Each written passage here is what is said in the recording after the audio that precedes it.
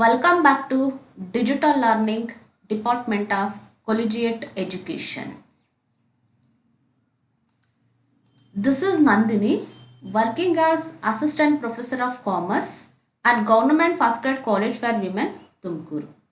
Dear students, in this video I would like to explain a concept regarding meaning, definition and the important features of business cycle or trade cycle, which is coming under the second semester BCom in the subject of market behavior and cost analysis.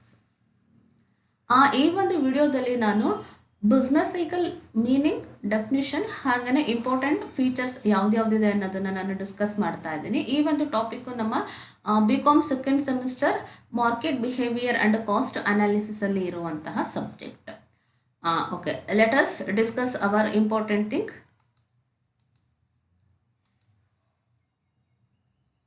Okay, as the name implies that business cycle means this is familiar word to us. Business ಅನ್ನೋದು ನಮಗೆ ಗೊತ್ತಿದೆ. So business is nothing but any economic activities which is carried on in the society with a view to earning the profit. ಪ್ರಾಫಿಟನ್ನು earn ಮಾಡುವಂತಹ ಇಂಟೆನ್ಷನಿಂದ ನಾವು ಯಾವುದೇ economic ಆಕ್ಟಿವಿಟೀಸ್ನ perform ಮಾಡ್ತಾ ಇದ್ದೀವಿ ಅಂತ ಅಂದರೆ ಅದನ್ನು ನಾವು ಬಿಸ್ನೆಸ್ ಅಂತ ಕರಿತೀವಿ. ಸೊ ಹಾಗಾಗಿ ಬಿಸ್ನೆಸ್ ಅನ್ನೋದು ಪ್ಯೂರ್ಲಿ ಎಕನಾಮಿಕ್ ಆಕ್ಟಿವಿಟೀಸಿಗೆ ಸಂಬಂಧಪಟ್ಟಿರುವಂಥದ್ದು. ದೆನ್ ಸೈಕಲ್ ಅನ್ನೋದು ನಮಗೆ ತುಂಬಾ ಕೇಳಿರುವಂತಹ ವರ್ಡು ಮತ್ತು ಗೊತ್ತಿರುವಂತಹ ವರ್ಡು. ಎಲ್ಲರೂ ಕೂಡ ಸೈಕಲ್ನ ನೋಡಿರ್ತೀವಿ. ಸೈಕಲ್ ಅಂದಿದ ತಕ್ಷಣ ನಮ್ಮ ಮೈಂಡಿಗೆ ಏನು ಫಸ್ಟ್ ಫ್ಲಾಶ್ ಆಗುತ್ತೆ ಅಂತ ಅಂದರೆ ಚಕ್ರ, that means wheel. So wheel ಏನು ಹೇಳುತ್ತೆ, ತಿರುಗ್ತಾನೇ ಇರುತ್ತೆ. ಈ ಥರ ಒಂದು ವೀಲ್ ಏನು ಮೂವ್ ಆಗ್ತಾ ಇರುತ್ತೋ ಅದೇ ಥರ ನಮಗೆ ಎಕನಾಮಿಕ್ ಆಕ್ಟಿವಿಟೀಸಲ್ಲೂ ಕೂಡ ಫ್ಲಕ್ಚುಯೇಷನ್ಸ್ ಇರುತ್ತೆ ಅಥವಾ ಎಕನಾಮಿಕ್ ಆಕ್ಟಿವಿಟೀಸಲ್ಲೂ ಕೂಡ ವೇರಿಯೇಷನ್ಸ್ ಇರುತ್ತೆ. ಅಂದರೆ ತುಂಬ ಸಿಂಪಲ್ ಏನು ಅಂತ ಅಂದರೆ ಬಿಸ್ನೆಸ್ ಅನ್ನೋದು economic activities, cycle indicates wheel means ups and downs. So ಮೇಲೆ ಹೋಗ್ತಾ ಇರುತ್ತೆ, ಹಾಗೆಯೇ ಕೆಳಗೆ ಬರ್ತಾ ಇರುತ್ತೆ. ಇದು ಕಾನ್ಸ್ಟೆಂಟ್ ಇರೋದಿಲ್ಲ. ಸೊ ಯಾವಾಗಲೂ ತುಂಬ ವೈಡ್ ಫ್ಲಕ್ಚುಯೇಷನ್ಸ್ ಇರುತ್ತೆ. ಒಂದು ಸಲ ನಾವು ಪೀಕ್ ಸ್ಟೇಜಲ್ಲಿ ಇದ್ದೀವಿ ಅಂತ ಅಂದರೆ ಮತ್ತೆ ಇನ್ನೊಂದು ಸ್ಟೇಜಲ್ಲಿ ನಾವು ಡೌನ್ವರ್ಡ್ ಸ್ಟೇಜಲ್ಲಿ ಇರ್ತೀವಿ. ಹೀಗೆ ವೀಲ್ ರೂಪದಲ್ಲಿ ಸೊ ಏನು ಈ ಥರ ಫ್ಲಕ್ಚುಯೇಷನ್ಸ್ ಆಗ್ತಾ ಇರುತ್ತೆ, ವೀಲ್ ರೀತಿಯಲ್ಲಿ ಏನು ಈ ಥರ ತಿರುಗ್ತಾ ಇರುತ್ತೋ ಅಪ್ಸ್ ಆ್ಯಂಡ್ ಡೌನ್ಸ್ ಅದನ್ನು ನಾವಿಲ್ಲಿ ಬಿಸ್ನೆಸ್ ಸೈಕಲ್ ಅಂತ ಹೇಳ್ಬೋದು. ಸೊ ಯಾವುದರಲ್ಲಿ ಈ ಥರ ಅಪ್ಸ್ ಆ್ಯಂಡ್ ಡೌನ್ಸ್ ಇರುತ್ತೆ ಅಂತಂದರೆ business activities are the economic activities. ಎಲ್ಲ ಎಕನಾಮಿಕ್ ಆಕ್ಟಿವಿಟೀಸು ಅಥವಾ ಬಿಸ್ನೆಸ್ ಆಕ್ಟಿವಿಟೀಸು ಸಮ್ಟೈಮ್ಸ್ ಬೂಮ್ ಪೀರಿಯಡಲ್ಲಿರುತ್ತೆ. ಅಂದರೆ ಅಪ್ವರ್ಡ್ ಸ್ಟೇಜಲ್ಲಿದ್ದರೆ ಇನ್ನು ಸಮ್ ಪೀರಿಯಡಲ್ಲಿ ಏನಾಗುತ್ತೆ ಅದು ಸೊ ಡೌನ್ವರ್ಡ್ ಸ್ಟೇಜಿಗೆ ಬರುವಂತಹ ಚಾನ್ಸಸ್ ಇರುತ್ತೆ. ಸೊ ಯಾವಾಗಲೂ ಕೂಡ ಅಪ್ವರ್ಡಲ್ಲೂ ಕಾನ್ಸ್ಟೆಂಟ್ ಇರೋದಿಲ್ಲ, ಹಾಗೆಯೇ ಡೌನ್ವರ್ಡಲ್ಲೂ ಕೂಡ ಅದು ಕಾನ್ಸ್ಟೆಂಟ್ ಇರೋದಿಲ್ಲ. ಅಪ್ಸ್ ಆ್ಯಂಡ್ ಡೌನ್ಸ್ ಈ ಥರ ಏನು ಫ್ಲಕ್ಚುಯೇಷನ್ಸ್ ಇರುತ್ತೋ ಎಕನಾಮಿಕ್ ಆಕ್ಟಿವಿಟೀಸ್ನಲ್ಲಿ ಹಾಗೆಯೇ ಬಿಸ್ನೆಸ್ ಆಕ್ಟಿವಿಟೀಸಲ್ಲಿ ಅದನ್ನು ನಾವಿಲ್ಲಿ ಬಿಸ್ನೆಸ್ ಸೈಕಲ್ ಅಂತ ಹೇಳ್ತೀವಿ. ಇದಕ್ಕೆ ಬೆಸ್ಟ್ ಎಕ್ಸಾಂಪಲ್ ಏನು ಹೇಳ್ಬೋದು ಅಂತ ಅಂದರೆ ನಮ್ಮ ಡೇ ಟು ಡೇ ಲೈಫಲ್ಲಿ ನಮಗೆ ತುಂಬ ಸಲ ಎಕ್ಸ್ಪೀರಿಯನ್ಸ್ ಆಗಿರುತ್ತೆ. ಸಮ್ಟೈಮ್ಸ್ ನಮ್ಮ ಇನ್ಕಮ್ ಲೆವೆಲ್ ಜಾಸ್ತಿ ಆಗ್ಬೋದು, ಇನ್ಕಮ್ ಲೆವೆಲ್ ಕಡಿಮೆ ಆಗ್ಬೋದು, ಪ್ರೈಸಸ್ ಆಫ್ ದ ಕಮಾಡಿಟೀಸ್ ಜಾಸ್ತಿ ಆಗ್ಬೋದು, ಕಡಿಮೆ ಆಗ್ಬೋದು. ಅದಕ್ಕೆ ಬೆಸ್ಟ್ ಎಕ್ಸಾಂಪಲ್ ಅಂತ ಅಂದರೆ ಇವಾಗ ನಮಗೆ ಇರುವಂತಹ pandemic situation, that is the Covid situation. ಈ ಕೋವಿಡ್ ಸಿಚುವೇಶನ್ಸಲ್ಲಿ ನಾವೇ ರಿಯಲ್ ಲೈಫಲ್ಲಿ ಎಕ್ಸ್ಪೀರಿಯನ್ಸ್ ಮಾಡ್ತಾ ಇದ್ದೀವಿ. ಎಷ್ಟೊಂದು ಕಂಪನಿಗಳಲ್ಲಿ ವರ್ಕ್ ಮಾಡ್ತಿರುವಂತಹ ಎಲ್ಲ ಎಂಪ್ಲಾಯೀಸನ್ನು ಟರ್ಮಿನೇಟ್ ಮಾಡುವಂತಹ ಸಿಚುವೇಶನ್ಸ್ ಬರ್ತಾ ಇದೆ. ಎಕನಾಮಿಕ್ ಆಕ್ಟಿವಿಟೀಸ್ ಎಲ್ಲ ಸೊ ತುಂಬ ಅಂಡರ್ ಲೋಯರ್ ಲೆವೆಲಲ್ಲಿದೆ ಬಿಕಾಸ್ ಡ್ಯೂ ಟು ಲಾಕ್ಡೌನ್. ಎಷ್ಟೊಂದು ಬಿಸ್ನೆಸ್ ಆಕ್ಟಿವಿಟೀಸು ಒಂದು ಕೂಡ ಮೂವ್ ಆಗ್ತಾನೆ ಇಲ್ಲ. ಅಂದರೆ ಇದು ಕಂಪ್ಲೀಟ್ ಏನನ್ನ ಇಂಡಿಕೇಟ್ ಮಾಡುತ್ತೆ ಅಂತ ಅಂದರೆ ಎಕನಾಮಿಕ್ ಆಕ್ಟಿವಿಟೀಸು ಎಲ್ಲದೂ ಕೂಡ ಈ ಒಂದು ಕೋವಿಡ್ ಮತ್ತು ಪೆಂಡಮಿಕ್ ಸಿಚುವೇಶನ್ಸಲ್ಲಿ ನಮಗೆ ತುಂಬ ಲೋಯರ್ ಲೆವೆಲಲ್ಲಿದೆ, ಅಂದರೆ ಡೌನ್ವರ್ಡಲ್ಲಿದೆ. So it takes much time in order to become high level ಅನ್ನೋದಕ್ಕಿಂತ ಸೊ ನಾವಿಲ್ಲಿ ಏನು ಹೇಳ್ಬೋದು, ಡೌನ್ ವರ್ಡಿಂದ ಅಪ್ವರ್ಡ್ ಮೂಮೆಂಟಿಗೆ ಅದು ಬರೋದಕ್ಕೆ ಇನ್ನೂ ತುಂಬ ಟೈಮನ್ನು ತಗೊಳುತ್ತೆ. ಸೊ ನೋಡಿ, ಇವಾಗ ನಮಗೆ ಎಲ್ಲೂ ಎಂಪ್ಲಾಯ್ಮೆಂಟ್ ಆಪರ್ಚುನಿಟೀಸ್ ಇಲ್ಲ. ಎಜುಕೇಷನ್ ಆಕ್ಟಿವಿಟೀಸ್ ಎಲ್ಲ ಆಲ್ಮೋಸ್ಟು ಮೊದಲು ಎಷ್ಟು ಆ್ಯಕ್ಟಿವ್ ಆಗಿರ್ತಾ ಇತ್ತು ಅಷ್ಟು ಆ್ಯಕ್ಟಿವ್ ಆಗಿ ಯಾವುದೇ ಎಜುಕೇಷನಲ್ ಇನ್ಸ್ಟಿಟ್ಯೂಷನ್ಸ್ ಇಲ್ಲ. ಮತ್ತು ಬಿಸ್ನೆಸ್ ಆಕ್ಟಿವಿಟೀಸ್ ಆಗಿರ್ಬೋದು ಪ್ರತಿಯೊಂದು ಕೂಡ ಏನಾಗ್ತಾ ಇದೆ, ತುಂಬ ಡೌನ್ವರ್ಡಲ್ಲಿ ಅದು ಹೋಗ್ತಾ ಇದೆ because due to pandemic situations. ಈ ಥರ ಒಂದು ಪೆಂಡಮಿಕ್ ಸಿಚುವೇಶನ್ಸಿಂದ ಎಕನಾಮಿಕ್ ಆಕ್ಟಿವಿಟೀಸಲ್ಲಿ ಏನಾಗ್ತಾ ಇದೆ, ತುಂಬಾ ವೇರಿಯೇಷನ್ಸ್ ಆಗ್ತಾ ಇದೆ. ಆ ವೇರಿಯೇಷನ್ಸ್ ನಮಗೆ ಪಾಸಿಟಿವ್ ಆಗಿ ಆಗೋದಕ್ಕಿಂತ ಇಲ್ಲಿ ನೆಗೆಟಿವ್ ಆಗಿನೇ ತುಂಬಾ ಆಗ್ತಾ ಇದೆ. ಯಾವಾಗ ಎಂಪ್ಲಾಯ್ಮೆಂಟ್ ಆಪರ್ಚುನಿಟೀಸ್ ಇರೋದಿಲ್ವೋ, so in such a cases obviously the people have very less purchasing capability due to lower income. ಜಾಬೇ ಇಲ್ಲ ಅಂತ ಅಂದರೆ ನಮಗೆ ಇನ್ಕಮ್ ಲೆವೆಲ್ ಕೂಡ ಕಡಿಮೆ ಆಗುತ್ತೆ. ಸೊ ಇನ್ಕಮ್ ಲೆವೆಲ್ ಇಲ್ಲ ಅಂತ ಅಂದರೆ ನಮ್ಮ ಪರ್ಚೇಸಿಂಗ್ ಕೇಪಬಿಲಿಟಿ ಇರೋದಿಲ್ಲ. We can't demand for more goods and services. ಇದೆಲ್ಲದೂ ಕೂಡ ಒಂದಕ್ಕೊಂದು ಇಲ್ಲಿ ಏನಾಗ್ತಾ ಹೋಗುತ್ತೆ, ಲಿಂಕ್ ಕನೆಕ್ಟ್ ಆಗ್ತಾ ಹೋಗುತ್ತೆ. ಈ ಓವರ್ ಆಲ್ ಎಕನಾಮಿಕ್ ಆಕ್ಟಿವಿಟೀಸ್ನಲ್ಲಿ ಏನು ಫ್ಲಕ್ಚುಯೇಷನ್ಸ್ ಇರುತ್ತೆ, ಅಪ್ಸ್ ಆ್ಯಂಡ್ ಡೌನ್ಸ್, ಆ ಒಂದು ಮೂಮೆಂಟ್ ಏನಿದೆಯೋ ಅದನ್ನು ನಾವು ಬಿಸ್ನೆಸ್ ಸೈಕಲ್ ಅಂತ ಕರಿತೀವಿ. ಸೊ ಸೈಕಲ್ ಅಂದಿದ ತಕ್ಷಣ ನಮಗೆ ಗೊತ್ತಾಗುತ್ತೆ ಅದು ಯಾವಾಗಲೂ ಕೂಡ ವೀಲ್ ಥರ ಸುತ್ತುತ್ತಾ ಇರುತ್ತೆ, ಮೇಲೆ ಕೆಳಗೆ ಮೇಲೆ ಕೆಳಗೆ. Okay, so let us see what is the meaning of business cycle. A business cycle is also called as trade cycle. Business ಸೈಕಲ್ಗೆ ಇರೋ ಇನ್ನೊಂದು ಹೆಸರು ಏನು ಅಂತ ಅಂದರೆ ಟ್ರೇಡ್ ಸೈಕಲ್ ಅಂತ ಹೇಳ್ತೀವಿ. It refers to fluctuations in production, employment and income of the people of a country. I have already told there is a fluctuations in the economic activities in a country, that is called the business cycle. ಒಂದು ಕಂಟ್ರಿನಲ್ಲಿ economic activities ಹಾಗೆಯೇ business ಆಕ್ಟಿವಿಟೀಸಲ್ಲಿ ಆಗುವಂತಹ fluctuations ಅಥವಾ variations ಏನಿದೆಯೋ ಅದನ್ನು ನಾವು business cycle ಅಂತ ಹೇಳ್ತೀವಿ. Okay, ಹಾಗಾದರೆ ಇಲ್ಲಿ ಎಕನಾಮಿಕ್ ಆಕ್ಟಿವಿಟೀಸ್ ಅಂತ ಅಂದರೆ ಯಾವುದಿರುತ್ತೆ, ಅಥವಾ ಬಿಸ್ನೆಸ್ ಆಕ್ಟಿವಿಟೀಸ್ ಅಂತ ಅಂದರೆ ಯಾವುದಿರುತ್ತೆ ಅಂತಂದರೆ that is production, employment opportunities and income level of the people. ಪ್ರೊಡಕ್ಷನಲ್ಲಿ ವೇರಿಯೇಷನ್ಸ್ ಅಥವಾ ಫ್ಲಕ್ಚುಯೇಷನ್ಸ್ ಆಗ್ತಾ ಇರುತ್ತೆ. ಎಂಪ್ಲಾಯ್ಮೆಂಟ್ ಆಪರ್ಚುನಿಟೀಸ್ನಲ್ಲಿ ತುಂಬಾ ಫ್ಲಕ್ಚುಯೇಷನ್ಸ್ ಅಥವಾ ವೈಡ್ ವೇರಿಯೇಷನ್ಸ್ ಇರುತ್ತೆ.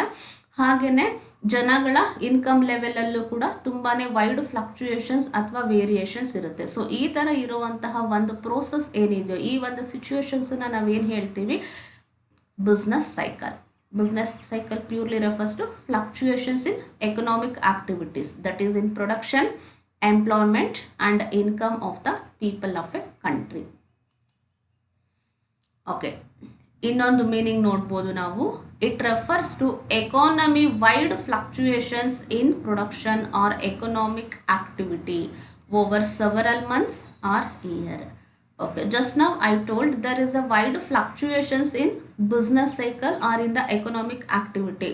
ಈ ಎಕನಾಮಿಕ್ ಆಕ್ಟಿವಿಟಿನಲ್ಲಿ ತುಂಬ ಫ್ಲಕ್ಚುಯೇಷನ್ಸ್ ಇರುತ್ತೆ ಅಂತ ಹೇಳಿದ್ವಿ. ಆ ಎಕನಾಮಿಕ್ ಆಕ್ಟಿವಿಟಿ ಯಾವುದು ಅಂತ ನಾನು ಆಲ್ರೆಡಿ ಇಲ್ಲಿ ಹೇಳಿದ್ದೀನಿ. ಪ್ರೊಡಕ್ಷನ್ ಆಗಿರ್ಬೋದು, ಎಂಪ್ಲಾಯ್ಮೆಂಟು, ಎಕನಾಮಿಕ್, ಇದೆಲ್ಲದರಲ್ಲೂ ಕೂಡ ನಮಗೆ ವೇರಿಯೇಷನ್ಸ್ ಅಂತಂದರೆ ಒಂದ್ಸಲ ಬೂಮ್ ಪೀರಿಯಡಲ್ಲಿ ಇರುತ್ತೆ, ಪೀಕ್ ಲೆವೆಲಲ್ಲಿ ಪ್ರೊಡಕ್ಷನ್ ಮಾಡ್ತಿರ್ತೀವಿ. ಎಂಪ್ಲಾಯ್ಮೆಂಟ್ ಆಪರ್ಚುನಿಟೀಸು ಕೂಡ ತುಂಬಾ ಅವೈಲಬಿಲಿಟಿ ಇರುತ್ತೆ. ಇನ್ಕಮ್ ಲೆವೆಲ್ಲು ಕೂಡ ಕೆಲವು ಸಲ ತುಂಬ ಜಾಸ್ತಿ ಇರುತ್ತೆ. ಬಟ್ ಆಟೋಮೆಟಿಕಲಿ ಏನಾಗುತ್ತೆ, ಈ ಫ್ಲಕ್ಚುಯೇಷನ್ಸಿಂದ ಪ್ರೊಡಕ್ಷನ್ ಕಡಿಮೆ ಆಗುತ್ತೆ, ಎಂಪ್ಲಾಯ್ಮೆಂಟ್ ಆಪರ್ಚುನಿಟೀಸ್ ಎಲ್ಲ ಕಡಿಮೆ ಆಗಿ ಅನ್ಎಂಪ್ಲಾಯ್ಮೆಂಟ್ ಕ್ರಿಯೇಟ್ ಆಗುತ್ತೆ. ಹಾಗೆಯೇ ಇನ್ಕಮ್ ಲೆವೆಲ್ಲು ಕೂಡ ಕಡಿಮೆ ಆಗಿ ಪರ್ಚೇಸಿಂಗ್ ಕೇಪಬಿಲಿಟಿನೂ ಕೂಡ ಕಡಿಮೆ ಆಗುತ್ತೆ. ಈ ಥರ ಕಡಿಮೆ ಮತ್ತು ಏನು ಜಾಸ್ತಿ ಆಗುತ್ತೋ ಆ ಫ್ಲಕ್ಚುಯೇಷನ್ಸನ್ನ ನಾವಿಲ್ಲಿ ಬಿಸ್ನೆಸ್ ಸೈಕಲ್ ಅಥವಾ ಟ್ರೇಡ್ ಸೈಕಲ್ ಅಂತ ಹೇಳ್ತೀವಿ. ಹಾಗಾಗಿ ಓಕೆ, ಇಲ್ಲಿ ತುಂಬ ಫ್ಲಕ್ಚುಯೇಷನ್ಸ್ ಆಗುತ್ತೆ ಅಂತ ಹೇಳಿದ್ವಿ. ಆ ಫ್ಲಕ್ಚುಯೇಷನ್ಸ್ ಎಷ್ಟು ದಿನ ಇರುತ್ತೆ ಅಂದರೆ, ಇವಾಗ ಒಂದ್ಸಲ ಅಪ್ವರ್ಡಲ್ಲಿ ಇರೋದು ಡೌನ್ವರ್ಡಿಗೆ ಯಾವಾಗ ಆಗುತ್ತೆ, ಅಥವಾ ಕಾನ್ಸ್ಟೆಂಟಾಗಿ ತುಂಬ ವರ್ಷ ಹಾಗೆ ಇರುತ್ತಾ? It is depending upon the economic activities. ಅದು ಸೆವರಲ್ ಮಂತ್ಸ್ವರೆಗೂ ಇರ್ಬೋದು ಆ ಫ್ಲಕ್ಚುಯೇಷನ್ಸು, ಅಥವಾ ಸೆವರಲ್ ಇಯರ್ಸ್ ಆದ್ರೂ ಇರ್ಬೋದು. ಓಕೆ, ಇವಾಗ ಪ್ರೆಸೆಂಟ್ ಇರುವಂತಹ ಸಿಚುವೇಶನ್ಸಲ್ಲಿ ಲಾಸ್ಟ್ ಇಯರ್ ಕೂಡ ನಮಗೆ ಕೋವಿಡ್ ಬಂದಿತ್ತು.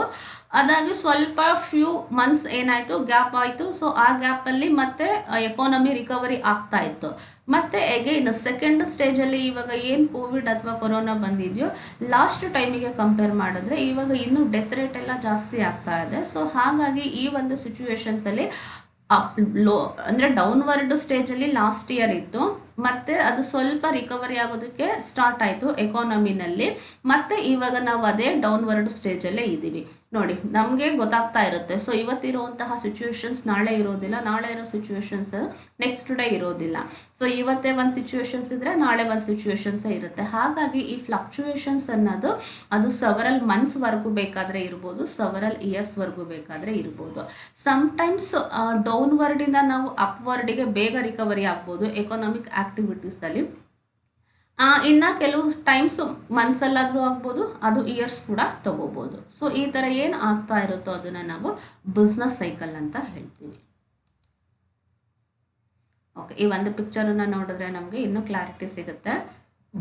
ಈ ಥರ ಒಂದು 4 ಅಥವಾ 5 ಸ್ಟೇಜಸಲ್ಲಿ ನಮಗೆ ಬಿಸ್ನೆಸ್ ಸೈಕಲ್ ಅನ್ನೋದು ಇರುತ್ತೆ. ಮತ್ತು ಈ entire business cycle time basis ಮೇಲೆ ಏನಾಗ್ತಾ ಇರುತ್ತೆ, ಫ್ಲಕ್ಚುಯೇಷನ್ಸ್ ಆಗ್ತಾ ಇರುತ್ತೆ. There is a fluctuations in the economic activity over a period of time. ಒಂದು ಟೈಮಲ್ಲಿ ಅಪ್ವರ್ಡಲ್ಲಿದ್ದರೆ ನಾವು, ಇನ್ನೊಂದು ಟೈಮಲ್ಲಿ ನಾವು ಏನಾಗ್ತೀವಿ, ಡೌನ್ವರ್ಡಲ್ಲಿ ಇರುವಂತಹ ಚಾನ್ಸಸ್ ಇರುತ್ತೆ. ಈ ಒಂದು ಹೋಲ್ ಕಾನ್ಸೆಪ್ಟನ್ನು ನಾವು ಬಿಸ್ನೆಸ್ ಸೈಕಲ್ ಅಂತ ಹೇಳ್ತೀವಿ. ಓಕೆ, ನೆಕ್ಸ್ಟ್ ಒಂದು ಡೆಫಿನೇಷನ್ಸನ್ನು ನೋಡೋಣ. According to Keynes, a business cycle is composed of periods of good trade characterized by rising prices and low unemployment percentage, altering with the periods of bad trade characterized by falling prices and high unemployment percentages. Okay, ಈ ಒಂದು definition ಎಷ್ಟು clear ಆಗಿ ಹೇಳುತ್ತೆ ಅಂತ ನೋಡಿ. ಈ business ಸೈಕಲಲ್ಲಿ ಎರಡು combination ಇರುತ್ತೆ. ಒಂದು ಗುಡ್ ಟ್ರೇಡು, ಇನ್ನೊಂದು ಬ್ಯಾಡ್ ಟ್ರೇಡ್. ಓಕೆ, ಗುಡ್ ಟ್ರೇಡ್ ಇದ್ದಾಗ ಅದರದ್ದು ಕ್ಯಾರೆಕ್ಟರಿಸ್ಟಿಕ್ ಅಥವಾ ಫೀಚರ್ಸ್ ಹೇಗಿರುತ್ತೆ, ರೈಸಿಂಗ್ ಪ್ರೈಸಸ್, ಎಲ್ಲ ಕಮಾಡಿಟಿ ಹಾಗೆ ಎಲ್ಲ ಸರ್ವಿಸಸ್ ಪ್ರೈಸಸ್ಸು ಕೂಡ ತುಂಬಾ ಜಾಸ್ತಿ ಇರುತ್ತೆ. ಆ್ಯಂಡ್ ಅನ್ಎಂಪ್ಲಾಯ್ಮೆಂಟ್ ಪರ್ಸೆಂಟೇಜು ತುಂಬಾ ಕಡಿಮೆ ಇರುತ್ತೆ. ಬಿಕಾಸ್ ಯಾಕೆ ಅಂತಂದರೆ ಎಕನಾಮಿಕ್ ಆ್ಯಕ್ಟಿವಿಟೀಸ್ ಎಲ್ಲ ತುಂಬ ಚೆನ್ನಾಗಿ ರನ್ ಆಗ್ತಾ ಇರುತ್ತೆ. ಯಾವಾಗ ಇಂಡಸ್ಟ್ರಿಯಲ್ ಆ್ಯಕ್ಟಿವಿಟೀಸು ಚೆನ್ನಾಗಿರುತ್ತೋ obviously it creates the employment opportunities for the citizens of the people. So ಈ ಥರ ಒಂದು ಜಾಸ್ತಿ ಪ್ರೈಸಸ್ ಇರೋವಂಥದ್ದು ಮತ್ತು ಅನ್ಎಂಪ್ಲಾಯ್ಮೆಂಟ್ ಪರ್ಸೆಂಟೇಜು ಕಡಿಮೆ ಇದ್ದರೆ ಅದು ನಮಗೆ ಗುಡ್ ಟ್ರೇಡನ್ನು ಇಂಡಿಕೇಟ್ ಮಾಡ್ತಿರುತ್ತೆ. ಬಟ್ ಇದು ಕಾನ್ಸ್ಟಂಟ್ ಇರುತ್ತೋ? ನೋ, ಆಬ್ವಿಯಸ್ಲಿ ನೋ, ಇದು ಕಾನ್ಸ್ಟಂಟ್ ಇರೋದಿಲ್ಲ. ಮತ್ತೆ ಏನಾಗುತ್ತೆ, ಅದು ಆಲ್ಟರ್ ಆಗುತ್ತೆ. ದಟ್ ಮೀನ್ಸ್ ಚೇಂಜಸ್ ಆಗುತ್ತೆ. ಹೇಗೆ ಚೇಂಜಸ್ ಆಗುತ್ತೆ, ಆ ಒಂದು ಗುಡ್ ಟ್ರೇಡಿಂದ ಅದು ಬ್ಯಾಡ್ ಟ್ರೇಡ್ ಆಗಿ ಕನ್ವರ್ಟ್ ಆಗುತ್ತೆ. ಸೊ ಬ್ಯಾಡ್ ಟ್ರೇಡ್ ಆಗಿದೆ ಅಂತ ನಾವು ಹೇಗೆ ಅದನ್ನು ಅನಲೈಸ್ ಮಾಡ್ಬೋದು, ಹೇಗೆ ಫೈಂಡ್ ಔಟ್ ಮಾಡ್ಬೋದು ಅಂತ ಅಂದರೆ, it is characterized by falling prices. Good trade ಇದ್ದಾಗ ರೈಸಿಂಗ್ ಪ್ರೈಸಸ್ ಇರುತ್ತೆ. ಅದೇ ಬ್ಯಾಡ್ ಟ್ರೇಡ್ ಅಂದಿದ ತಕ್ಷಣನೇ ಅಲ್ಲಿ ಎಲ್ಲ ಪ್ರೈಸಸ್ಸು ಕಡಿಮೆ ಆಗುತ್ತೆ. ಕಮಾಡಿಟೀಸಿಗಾಗಿರ್ಬೋದು, ಸರ್ವಿಸಸ್ ಆಗಿರ್ಬೋದು, ಪ್ರತಿಯೊಂದಕ್ಕೂ ಕೂಡ ಪ್ರೈಸಸ್ ಕಡಿಮೆ ಆಗುತ್ತೆ. ಹಾಗೆಯೇ ಗುಡ್ ಟ್ರೇಡಲ್ಲಿ low unemployment percentage, employment opportunity ಇರ್ತಾ ಇತ್ತು, ಅನ್ಎಂಪ್ಲಾಯ್ಮೆಂಟ್ ಪರ್ಸೆಂಟೇಜು ಕಡಿಮೆ ಇರ್ತಾ ಇತ್ತು ಗುಡ್ ಟ್ರೇಡ್ ಇದ್ದಾಗ. ಅದು ಕನ್ವರ್ಟ್ ಆಗಿ ಬ್ಯಾಡ್ ಟ್ರೇಡ್ ಬಂದಿದ ತಕ್ಷಣ ನಮಗೆ ಇಲ್ಲಿ ಬರೀ ಪ್ರೈಸಸ್ಸಲ್ಲಿ ಮಾತ್ರ ಕಡಿಮೆ ಆಗೋದಿಲ್ಲ, along with high unemployment percentages. ಇದಕ್ಕೆ ಕಂಪ್ಲೀಟ್ ಆಪೋಸಿಟ್ ಸಿಚುವೇಶನ್ಸಲ್ಲಿ ನಮಗೆ ಬ್ಯಾಡ್ ಟ್ರೇಡ್ ಕನ್ವರ್ಟ್ ಆಗುತ್ತೆ. ಸೊ ಇದನ್ನು ನಾವು ಒಂದು ಇಂಪಾರ್ಟೆಂಟ್ ಡೆಫಿನೇಷನ್ಸ್ ಅಂತ ಕನ್ಸಿಡರ್ ಮಾಡ್ತೀವಿ. ಹಾಗಾಗಿ ಬಿಸ್ನೆಸ್ ಸೈಕಲ್ ಅಂತ ಅಂದರೆ ಗುಡ್ ಟ್ರೇಡು ಮತ್ತು ಬ್ಯಾಡ್ ಟ್ರೇಡು ಎರಡೂ ಇರುವಂತಹ ಕಾಂಬಿನೇಷನ್. ಗುಡ್ ಟ್ರೇಡಲ್ಲಿ ಫೀಚರ್ ಹೇಗಿರುತ್ತೆ, ಜಾಸ್ತಿ prices, that is the rising prices and low unemployment percentage. ಅದು ಕಾನ್ಸ್ಟಂಟ್ ಇರೋದಿಲ್ಲ, ಆಲ್ಟ್ರೇಷನ್ ಆಗುತ್ತೆ ಅಥವಾ ಕನ್ವರ್ಟ್ ಆಗುತ್ತೆ. ಯಾವ ಥರ ಕನ್ವರ್ಟ್ ಆಗುತ್ತೆ, to the bad trade. Good ಟ್ರೇಡಿಂದ ಬ್ಯಾಡ್ ಟ್ರೇಡಿಗೆ ಕನ್ವರ್ಟ್ ಆಗಿ ಇರೋವಂತಹ ಜಾಸ್ತಿ ಪ್ರೈಸಸ್ ಎಲ್ಲ ಕಡಿಮೆ ಆಗುತ್ತೆ. That is the falling prices, low unemployment percentage ಇರೋದು ಅದು, ಮತ್ತು ಹೈ ಅನ್ಎಂಪ್ಲಾಯ್ಮೆಂಟ್ ಪರ್ಸೆಂಟೇಜಾಗಿ ಕನ್ವರ್ಟ್ ಆಗುತ್ತೆ. ಸೊ ಇದನ್ನು ನಾವು ಬಿಸ್ನೆಸ್ ಸೈಕಲ್ ಅಂತ ಹೇಳ್ತೀವಿ. Next, let us discuss the important concept, that is the features of business cycle. Okay, business cycle ಅಂತ ಅಂದರೆ ಮೀನಿಂಗು ಮತ್ತು ಡೆಫಿನೇಷನ್ಸನ್ನ ನೋಡಿದ್ವಿ. ಹಾಗಾದರೆ ಈ ಬಿಸ್ನೆಸ್ ಸೈಕಲಲ್ಲಿ ಇರುವಂತಹ ಕೆಲವೊಂದು ಫೀಚರ್ಸ್ ಅಥವಾ ಕ್ಯಾರೆಕ್ಟರಿಸ್ಟಿಕ್ಸ್ ಏನು ಅಂತ ನಾವು ಇವಾಗ ಡಿಸ್ಕಸ್ ಮಾಡೋಣ. First one, it is like a wave movement. There are upward swings and downward swings like waves in the sea. ನಾವೆಲ್ಲರೂ ಕೂಡ ಸಿ ಅಥವಾ ಸಮುದ್ರ ನೋಡಿರ್ತೀವಿ ಅಲ್ವಾ. ಆ ಒಂದು ಸಮುದ್ರ ಅಥವಾ ಬೀಚಲ್ಲಿ ಅಲೆಗಳು ಹೇಗೆ ಮೇಲೆ ಕೆಳಗೆ ಅಲೆ ಯಾವ ಥರ ಇರುತ್ತೋ ಅದೇ ರೀತಿಯಲ್ಲಿ ಈ ಒಂದು ಬಿಸ್ನೆಸ್ ಸೈಕಲ್ ಇರುತ್ತೆ. ಅಂದರೆ ಅದನ್ನು ನಾವು ವೇವ್ ಮೂಮೆಂಟ್, ಅಲೆಗಳು ಅಂತ ಹೇಳ್ತೀವಿ ಅಲ್ವಾ. ಸಮುದ್ರದ ಅಲೆಗಳು ಮೇಲೆ ಕೆಳಗೆ ಹೇಗೆ ಫ್ಲಕ್ಚುಯೇಟ್ ಆಗ್ತಾ ಇರುತ್ತೋ, ಹೇಗೆ ಅಪ್ವರ್ಡು ಮತ್ತು ಡೌನ್ವರ್ಡ್ ಇರುತ್ತೋ ಅದೇ ರೀತಿಯಲ್ಲಿ ಎಕನಾಮಿಕ್ ಆಕ್ಟಿವಿಟೀಸು ಕೂಡ ಒಂದ್ಸಲ ಅಪ್ವರ್ಡ್ ಲೆವೆಲಲ್ಲಿದ್ದರೆ ಇನ್ನೂ ಕೆಲವು ಸಲ ಅದು ಡೌನ್ವರ್ಡ್ ಲೆವೆಲಲ್ಲಿ ಇರುತ್ತೆ. Next, it occurs periodically and hence recurrent in nature. I have already told the business cycle or the economic activities are not constant. ಅದು ಒಂದೇ ಸ್ಟೇಜಲ್ಲಿ ಇರೋದಿಲ್ಲ, ಅಪ್ವರ್ಡು ಡೌನ್ವರ್ಡ್ ಆಗ್ತಿರುತ್ತೆ ಮತ್ತು ಅದು ಪೀರಿಯಾಡಿಕಲಿ ಇನ್ಕರ್ಡ್ ಆಗ್ತಿರುತ್ತೆ. ಏನೋ 1 ಇಯರಲ್ಲಿ ಅಪ್ ಆ್ಯಂಡ್ ಡೌನ್ಸ್ ಆಗಿ ನೆಕ್ಸ್ಟ್ ಇಯರ್ ಫುಲ್ ಕಾನ್ಸ್ಟೆಂಟ್ ಇರುತ್ತೆ ಅಂತ ಹೇಳೋದಕ್ಕಾಗಲ್ಲ. ಅದು ಇವಾಗ ನಾನು ಹೇಳಿದೆ ಅಲ್ವಾ, ಸೊ ಪ್ರೆಸೆಂಟ್ ಇರೋ ಸಿಚುವೇಶನ್ಸಲ್ಲಿ ಲಾಸ್ಟ್ ಇಯರಲ್ಲಿ ನಮ್ಮದು ಎಕಾನಮಿ ಕಂಪ್ಲೀಟ್ ಡೌನ್ ಆಗಿತ್ತು, ಆಮೇಲೆ ಮತ್ತೆ ರಿಕವರಿ ಆಗೋದಕ್ಕೆ ಸ್ಟಾರ್ಟ್ ಆಯಿತು, ಈಗ ಮತ್ತೆ ಎಗೈನ್ ಕಂಪ್ಲೀಟ್ ಡೌನ್ ಆಗಿದೆ. ಹಾಗಾಗಿ ಅದು ಎಗೈನ್ ಆ್ಯಂಡ್ ಎಗೈನ್ ಇನ್ಕರ್ಡ್ ಆಗ್ತಾನೆ ಇರುತ್ತೆ. ಯಾವುದೋ ಒಂದೇ ಒಂದು ಟೈಮಲ್ಲಿ ಒಂದೇ ಒಂದು ಮೂಮೆಂಟಲ್ಲಿ ಅದು ಇನ್ಕರ್ಡ್ ಆಗಿ ಅಲ್ಲಿಗೆ ಸ್ಟಾಪ್ ಆಗೋದಿಲ್ಲ. ಸೊ ಟಿಲ್ ಅಂದರೆ ಪ್ರತಿದಿನ ಕೂಡ ಚೇಂಜಸ್ ಆಗ್ಬೋದು, ಇಲ್ಲ ಅಂತಂದರೆ ಮಂತ್ಸ್ ವೈಸ್ ಅದು ಚೇಂಜಸ್ ಆಗ್ಬೋದು, ಇಲ್ಲ ಇಯರ್ ಟು ಇಯರ್ ಅದು ಚೇಂಜಸ್ ಆಗ್ಬೋದು. ಹಾಗಾಗಿ ಒಂದು ಸಲ ಬಂದು ಇನ್ನೊಂದು ಸಲ ಅಲ್ಲಿ ಚೇಂಜಸ್ ಆಗಲ್ಲ ಅಂತ ಹೇಳೋದಕ್ಕಾಗಲ್ಲ. ಆ ಫ್ಲಕ್ಚುಯೇಷನ್ಸ್ ಏನಿದೆಯೋ ಅದು ಪ್ರತಿ ಸಲನೂ ಕೂಡ ಚೇಂಜಸ್ ಆಗ್ತಾನೆ ಇರುತ್ತೆ. ಹಾಗಾಗಿ ಅದು ರಿಪೀಟ್ ಯಾವಾಗಲೂ ಕೂಡ ರಿಪೀಟ್ ಆಗ್ತಾನೆ ಇರುತ್ತೆ. ಅದನ್ನು ನಾವು ರೀಕರೆಂಟ್ ಇನ್ ನೇಚರ್ ಅಂತ ಹೇಳ್ತೀವಿ. That means incurred periodically. Next, it is self-generating. The process is cumulative and self-reinforcing. The self-generating forces terminate one phase and start another phase. Okay, ಇಲ್ಲಿ ಯಾರೂ ಕೂಡ ಚೇಂಜಸ್ ಮಾಡೋದಕ್ಕೆ ಹೋಗಲ್ಲ ಅಂತ ಅಂದರೆ there is nothing is there in the hands of the people. ಜನಗಳ ಕೈಯಲ್ಲಿ ಇಲ್ಲಿ ಏನೂ ಇರೋದಿಲ್ಲ. ಇದು ಆಟೋಮೆಟಿಕಲಿ ಸೆಲ್ಫ್ ಜನರೇಟಿಂಗ್ ಆಗುವಂಥದ್ದು. ಯಾರು ಕೂಡ ಬೇಕು ಅಂತ ಡೌನ್ವರ್ಡಿಗೆ ತೊಗೊಂಡೋಗೋದು ಅಥವಾ ನಮಗೆ ಬೇಕು ಅಂತ ಅಪ್ವರ್ಡಿಗೆ ತೊಗೊಂಡೋಗೋದು ನಮಗೆ ಏನು ಮಾಡೋದಕ್ಕೆ ಇಲ್ಲಿ ಚಾನ್ಸಸ್ಸೇ ಇಲ್ಲ. ಅದು ಸೆಲ್ಫ್ ಜನರೇಟಿಂಗ್ ಆಗಿರುತ್ತೆ. ಅದೇನೇ ಎಕಾನಮಿನಲ್ಲಿ ಇನ್ಕರ್ಡ್ ಆಗುವಂಥದ್ದು periodically.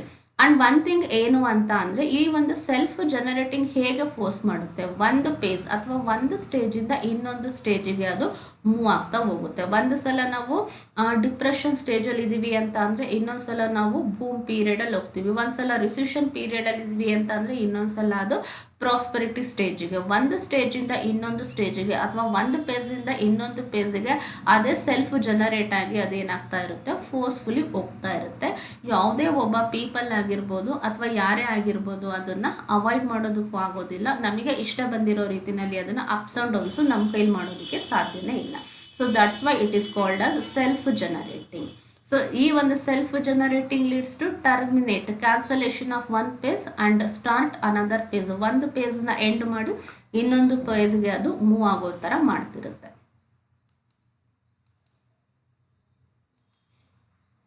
Okay, next, the effect of different trade cycle are different on different activities.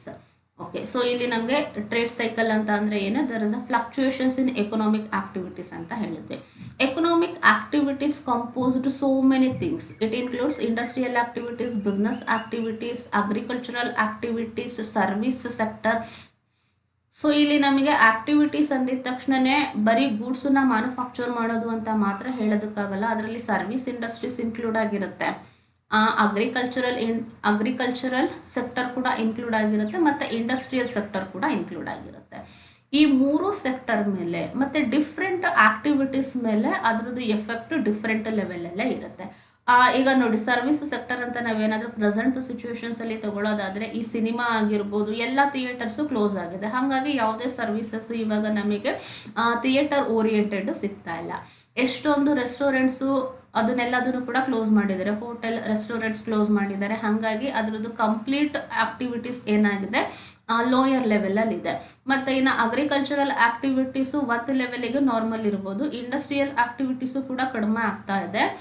ಇನ್ನು service sector majority hotel, restaurant, cinema, theatre ಈ ಥರದನ್ನೆಲ್ಲ ನಾವು ಎಕ್ಸಾಂಪಲಿಗೆ ತೊಗೊಳ್ಳೋದಾದರೆ ಇವಾಗ ನಮಗೆ ಯಾವುದೇ ಆ್ಯಕ್ಟಿವಿಟೀಸು ಅವ್ರ ಕಡೆಯಿಂದ ಆಗ್ತಾ ಇಲ್ಲ. ಹಾಗಾಗಿ ಇದ್ರದ್ದು ಇಂಪ್ಯಾಕ್ಟು ಎಲ್ಲ ಆ್ಯಕ್ಟಿವಿಟೀಸ್ ಮೇಲೆ ಒಂದೇ ರೀತಿಯಲ್ಲಿ ಇರೋದಿಲ್ಲ. ಒಂದೊಂದು ಸೆಕ್ಟರ್ ಮೇಲೆ, ಒಂದೊಂದು ಆ್ಯಕ್ಟಿವಿಟೀಸ್ ಮೇಲೆ ಟ್ರೇಡ್ ಸೈಕಲ್ ಎಫೆಕ್ಟು ಬೇರೆ ಬೇರೆ ರೀತಿಯಲ್ಲೇ ಇರುತ್ತೆ. Next, it is international in character. So it is international in character means these trade cycles are arises not only in a particular country, ಯಾವುದೋ ಒಂದು ಅಥವಾ ಎರಡು ಕಂಟ್ರಿನಲ್ಲಿ ಇನ್ಕರ್ಡ್ ಆಗುವಂಥದ್ದಲ್ಲ. It is in international character. Entire ವರ್ಲ್ಡಲ್ಲಿ ಇರುವಂತಹ ಪ್ರತಿಯೊಂದು ಕಂಟ್ರಿನಲ್ಲೂ ಕೂಡ ಈ ಒಂದು ಟ್ರೇಡ್ ಸೈಕಲ್ ಅನ್ನೋದು ಇದ್ದೇ ಇರುತ್ತೆ. ಮತ್ತು ಒಂದು ಕಂಟ್ರಿನಲ್ಲಿ ಆಗುವಂತಹ ಎಫೆಕ್ಟು ಇನ್ನೊಂದು ಕಂಟ್ರಿ ಮೇಲೂ ಕೂಡ, ಅಂದರೆ ಒಂದು ಕಂಟ್ರಿನಲ್ಲಿ ಈ ಥರ ಟ್ರೇಡ್ ಸೈಕಲ್ ಏನಿರುತ್ತೋ ಅದರದ್ದು ಇಂಪ್ಯಾಕ್ಟು ಇನ್ನೊಂದು ಕಂಟ್ರಿ ಮೇಲೂ ಕೂಡ ಆಗುವಂಥ ಚಾನ್ಸಸ್ ಇರುತ್ತೆ. ಸೊ ಏನೋ ಈಗ ನಮ್ಮ ಕಂಟ್ರಿನಲ್ಲಿ ನಾವು ಯಾವುದೋ ಒಂದು ಪೇಸಸ್ಸಲ್ಲಿ ಇದ್ದೀವಿ ಅಂದಿದ ತಕ್ಷಣವೇ ಅದರದ್ದು ಇನ್ಫ್ಲೂಯೆನ್ಸು ಎಫೆಕ್ಟು ನಮ್ಮ ಕಂಟ್ರಿಗೆ ಮಾತ್ರ ಅಪ್ಲೈ ಆಗುತ್ತೆ ಅಂತ ಇಲ್ಲ. ನಮ್ಮ ಕಂಟ್ರಿನಲ್ಲಿ ಆಗ್ತಿರುವಂತಹ ಈ ಒಂದು ಚೇಂಜಸ್ ಅದು ಬೇರೆ ಕಂಟ್ರಿನಲ್ಲೂ ಕೂಡ ಇಂಪ್ಯಾಕ್ಟ್ ಆಗ್ಬೋದು. ಅದು ಪಾಸಿಟಿವ್ ಇಂಪ್ಯಾಕ್ಟ್ ಆದರೂ ಆಗ್ಬೋದು, ನೆಗೆಟಿವ್ ಇಂಪ್ಯಾಕ್ಟ್ ಆದರೂ ಆಗ್ಬೋದು.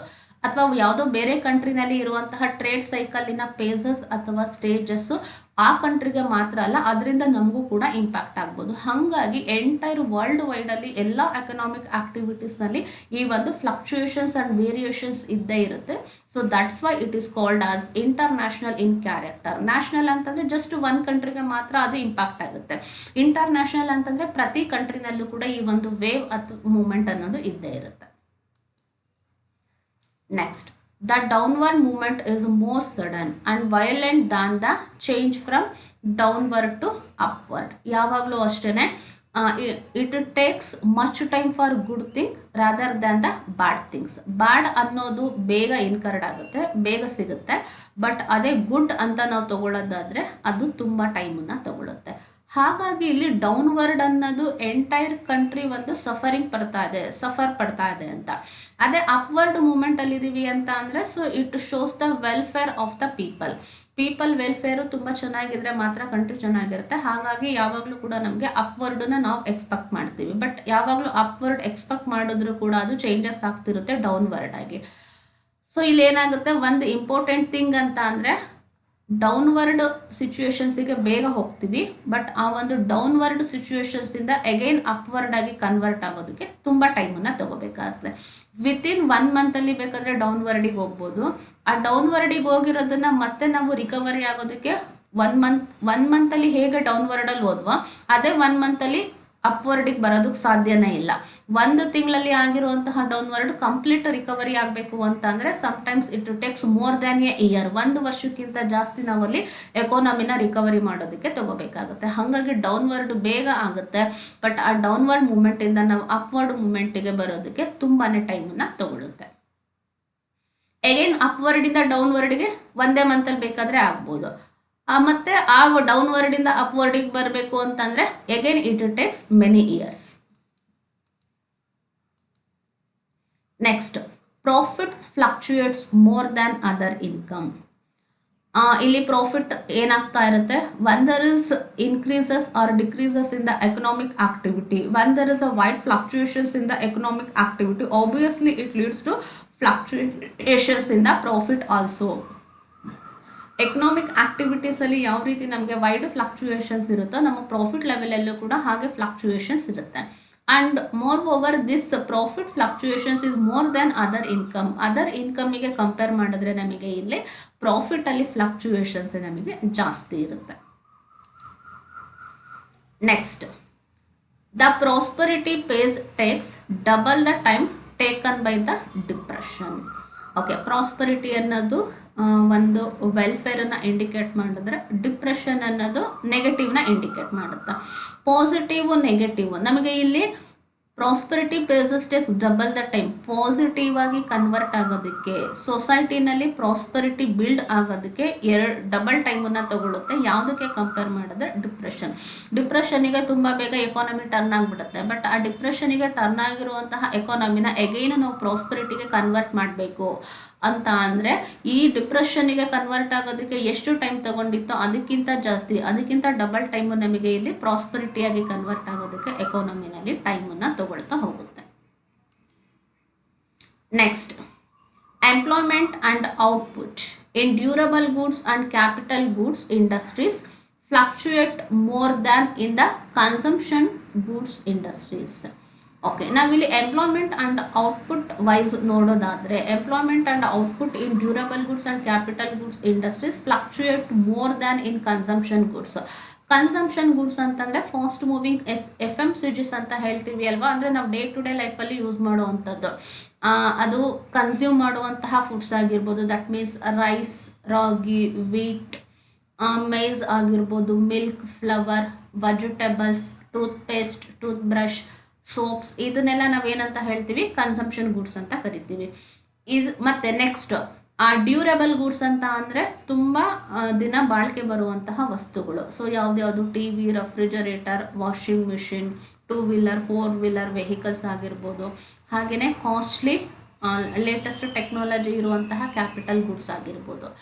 ಈ ಎಲ್ಲದರಲ್ಲೂ ಕೂಡ employment and output in durable goods and capital goods industries fluctuate more. ಇದರಲ್ಲಿ ನಮಗೆ ತುಂಬಾ ಫ್ಲಕ್ಚುಯೇಷನ್ಸ್ ಇರುತ್ತೆ one compare to the consumption goods industry. Because ಯಾಕೆ ಅಂತ ಅಂದರೆ ಈ ಒಂದು ಡ್ಯೂರಬಲ್ ಗುಡ್ಸನ್ನ ನಾವು ಪ್ರತಿದಿನ ಪರ್ಚೇಸ್ ಮಾಡೋದಿಲ್ಲ, ಮನೇಲಿ ಯೂಸ್ ಮಾಡ್ತಾ ಇರ್ತೀವಿ. ಬಟ್ ಅದರದ್ದು ಪರ್ಚೇಸ್ ಫ್ರೀಕ್ವೆನ್ಸಿ ತುಂಬ ಹೈ ಇರುತ್ತೆ. ಒಂದ್ಸಲ ನಾವು ಟಿ ವಿನ ಪರ್ಚೇಸ್ ಮಾಡಿದ್ರೆ ಅಗೇನ್ ಮಿನಿಮಮ್ ಅಂದರೆ 5 ಇಯರ್ಸ್ವರೆಗೂ ಯೂಸ್ ಮಾಡ್ತೀವಿ. ಒಂದು ರೆಫ್ರಿಜರೇಟರ್ನ ನಾವು ಯೂಸ್ ಮಾಡ್ತಾ ಇದ್ದೀವಿ ಅಂತ ಅಂದರೆ ಅದನ್ನು ಕೂಡ ಮಿನಿಮಮ್ 3 to 5 ಇಯರ್ಸ್ ಯೂಸ್ ಮಾಡ್ತೀವಿ. ಅದಕ್ಕೆಲ್ಲದನ್ನು ಕೂಡ ನಾವು 5 to 6 ಇಯರ್ಸ್ ಈ ಥರ ಯೂಸ್ ಮಾಡೋದ್ರಿಂದ ಅಲ್ಲಿ ಏನಾಗ್ತಾ ಇರುತ್ತೆ, ಫ್ಲಕ್ಚುಯೇಷನ್ಸ್ ಅನ್ನೋದು ತುಂಬಾ ಜಾಸ್ತಿ ಇರುತ್ತೆ. ಅಂದರೆ ಟ್ರೇಡ್ ಸೈಕಲ್ ಇಂಪ್ಯಾಕ್ಟು ಅದ್ರ ಮೇಲೆ ಜಾಸ್ತಿ ಆಗುತ್ತೆ. ಬಟ್ ಅದೇ ಕನ್ಸಂಪ್ಷನ್ ಗುಡ್ಸ್ ಇಂಡಸ್ಟ್ರೀಸ್ನಲ್ಲಿ ಏನಾಗುತ್ತೆ ಅಂತ ಅಂದರೆ, ಸೊ ಇಲ್ಲಿ ನಮಗೆ ಪ್ರತಿನಿತ್ಯ ಯೂಸ್ ಮಾಡುವಂತಹ ವಸ್ತುಗಳು ಬೇಕೇ ಬೇಕು. ಆ ಬೇಸಿಕ್ ನೆಸೆಸಿಟೀಸ್ ಏನಿರುತ್ತೋ ಆ ಬೇಸಿಕ್ಸ್ ನೆಸೆಸಿಟಿ ಮೇಲೆ ಈ ಒಂದು ಫ್ಲಕ್ಚುಯೇಷನ್ಸ್ ಇಂಪ್ಯಾಕ್ಟು ಕಡಿಮೆ ಇರುತ್ತೆ. ಅಂದರೆ ಡ್ಯೂರಬಲ್ ಗೂಡ್ಸ್ ಮೇಲೆ ಫ್ಲಕ್ಚುಯೇಷನ್ಸ್ ಇಂಪ್ಯಾಕ್ಟ್ ಜಾಸ್ತಿ ಇರುತ್ತೆ one compare to the consumption goods industries. Okay, anyway dear student, thank you for watching this video.